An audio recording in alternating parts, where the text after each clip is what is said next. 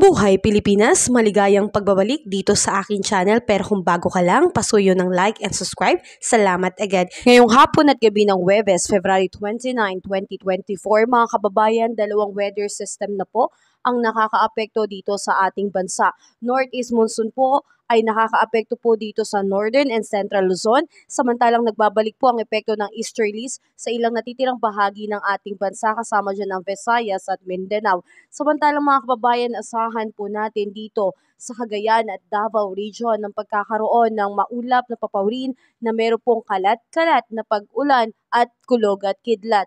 Yan po ay dulot po ng easterlies, kaya may tsansa po ng pagkakaroon ng flash flood and landslide dahil posible po ang pagkakaroon ng tuloy-tuloy na pag-ulan. Samantalang asahan po natin dito sa bahaging Aurora at Northern Quezon ang pagkakaroon ng maulap na papawirin na meron pong mahinang pag-ulan. Dulot naman po yan ng northeast monsoon o hanging amihan, wala naman pong significant impact. Samantalang asahan po natin dito sa Metro Manila at ilang natitirang bahagi ng Luzon, magkakaroon po ng bahagyang maulap hanggang sa maulap na papawirin na meron pong kalat-kalat na pag-ulan. Yan po ay dulot po ng northeast monsoon.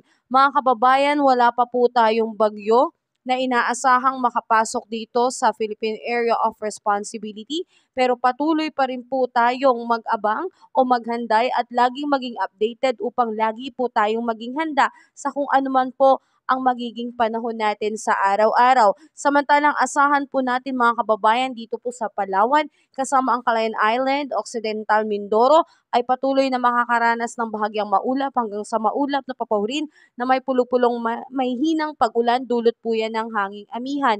So mga kababayan, wala pa po tayong bagyo pero posible nga po tayong magkaroon ng tsansa ng pagkakaroon po ng ulan, dulot po yan ng hanging amihan at easterlies. Lagi po tayong maging maingat mga kababayan at salamat po sa inyong pagsubaybay sa aking mga videos. Muli, ingat po tayo mga kababayan.